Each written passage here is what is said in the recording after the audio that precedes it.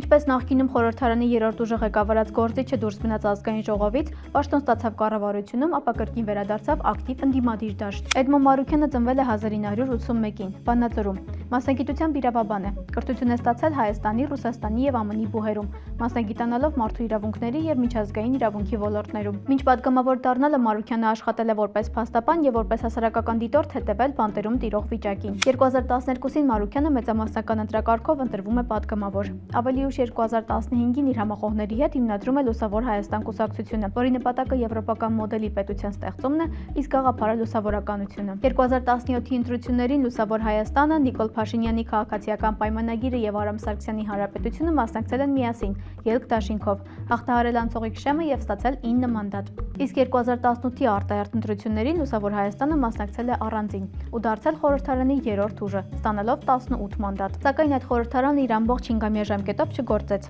2021-ին Լուսավոր Հայաստանը իր դերը ունեցավ խորհրդարանի լուծարման գործընթացում, համաձայնելով գնալ արտահերթ ընտրությունների, բայց հենց այդ ընտրություններում հավաքեց ընդամենը 1.2% ձայն և դուրս մնաց ազգային ժողովից։ Խորհրդարանից դուրս մնալուց հետո 2022-ին Էդմոն Մարուքյանը վարչապետ Նիկոլ Փաշինյանի որոշմամբ նշանակվեց հատուկ հանձնարարություններով դեսպան, ապա հրաժարական տվեց պատճառաբանելով, որ իր և վարչապետի տեսլականները արտաքին քաղաքական հիմնարար հարցերի շուրջ տարբերվում են։ Այժմ Մարուքյանը ընդդիմադիր դաշտում է։ Նա բացառում է համագործակցությունը քաղաքացիական պայմանագրի հետ և առաջարկում 2026-ի ընտրություններին ազգային ժողովում ընդդիմադիր լայն համախումբ ձևավորել։ Ինչ եք կարծում, կհաջողվի արդյոք Էդմոն Մարուքյանին և նրա Լուսավոր Հայաստանին վերադառնալ խորհրդարան։ Գրեք ձեր կարծիքը մեկնաբանություններում և բաժանորդագրվեք հետքին, որ կարևորի մասին առաջինը իմանաք։